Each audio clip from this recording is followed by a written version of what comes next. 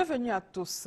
Commençons ce flash par la 4e conférence au sommet du traité d'amitié et de coopération entre la Côte d'Ivoire et le Burkina Faso. 4e conférence qui s'ouvre ce matin à Ouagadougou. Pour préparer cette importante rencontre, les gouvernements ivoiriens et burkinabés se sont réunis hier. Le point avec notre envoyé spécial à Ouagadougou, Awa Touré. Le Centre de conférence internationale de Ouaga 2000 a servi de cadre au Conseil de gouvernement conjoint de la 4e conférence au sommet pour la mise en œuvre du traité d'amitié et de coopération entre la Côte d'Ivoire et le Burkina Faso. L'occasion, selon le Premier ministre burkinabé Luc Adolphe Tiao, de s'interroger sur les acquis de 6 années de mise en œuvre du traité d'amitié et de coopération. Pour lui, la tenue effective de 3 conférences et celles en cours ont permis des avancées notables. Monsieur le Premier ministre, chers frères et amis, le 29 juillet 2008, la République de Côte d'Ivoire et le Burkina Faso signaient un traité qui, loin de marquer le début de relations particulières entre deux pays, s'inscrivait dans une dynamique de confirmation de relations toutes amicales et fraternelles entre deux peuples que lient autant l'histoire, la géographie et la culture. Monsieur le Premier ministre, vous me pardonnez, je l'espère bien, cet exercice quasi scolaire, car aujourd'hui c'est le 30 juillet 2014. C'est donc dire que nous venons de célébrer le 6e anniversaire de ce traité qui, au-delà de ce qu'elle venait marquer comme un acquis, a su, en dépit de toutes les turbulences, renforcer et étendre la coopération entre nos deux pays.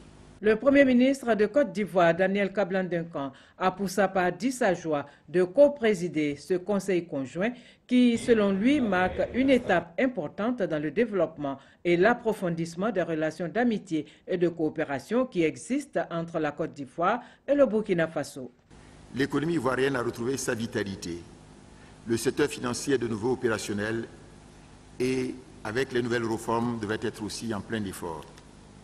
C'est dans ce contexte très favorable que la Côte d'Ivoire veut mettre ses importantes potentialités au service du raffermissement de la coopération ivoiro-burkinabé.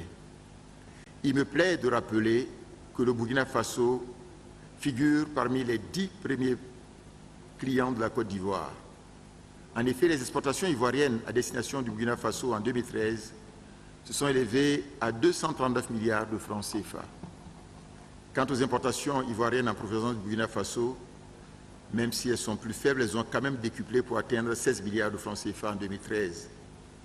Monsieur le Premier ministre et chers frères, nous avons parfaitement compris que l'avenir de nos pays réside dans une forte solidarité entre pays du Sud, dans le renforcement de la coopération Sud-Sud. Le Premier ministre Daniel Kablan-Duncan a par ailleurs rendu un hommage fervent aux deux chefs d'État, Alassane Ouattara et Blaise Compaoré, pour leur engagement et leur implication personnelle pour faire du couple ivoiro-burkinabé un instrument efficace de coopération. Et justement, l'amitié ivoiro-burkinabé a été une fois célébrée à travers environ 26 nouveaux accords signés entre les deux pays, la Côte d'Ivoire et le Burkina Faso, qui ont affirmé leur détermination à promouvoir l'intégration régionale. Et ces 26 accords viennent s'ajouter aux 18 adoptés l'année dernière. Le Burkina Faso qui confirme à son tour la tenue d'une semaine culturelle burkinabé en Côte d'Ivoire.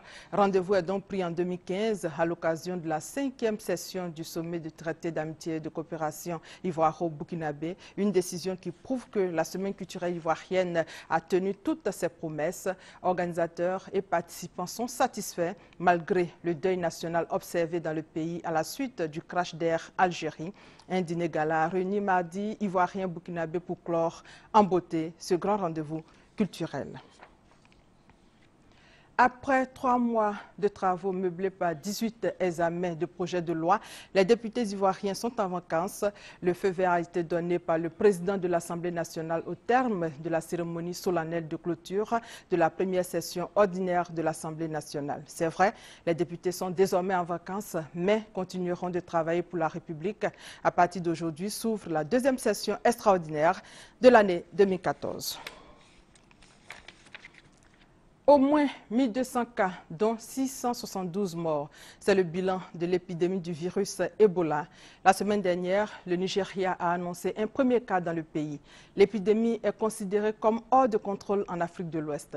L'inquiétude grandit. Le professeur belge Peter Piot, co-découvreur du virus Ebola, écarte l'éventualité d'une épidémie majeure hors d'Afrique, appelant à ce que les vaccins et traitements expérimentaux prometteurs chez les animaux soient testés sur les humains. Et dans le cadre de la lutte préventive contre la propagation de la fièvre Ebola qui sévit dans plusieurs pays frontaliers à la Côte d'Ivoire, 4 vendeuses de viande de brousse ont été arrêtées à Yamoussoukro. Les populations sont invitées au respect scrupuleux de toutes les consignes du gouvernement ivoirien afin de préserver le pays de cette maladie. Et pour terminer, la FIF présentera ce matin sous le coup de 11 h le nouvel entraîneur des éléphants de Côte d'Ivoire. Sauf changement de dernière minute, Hervé Renard, l'ancien coach de la Zambie, championne d'Afrique 2012, devrait être désigné. C'est la fin de ce flash. L'actualité revient à 13 h. Merci de votre fidélité.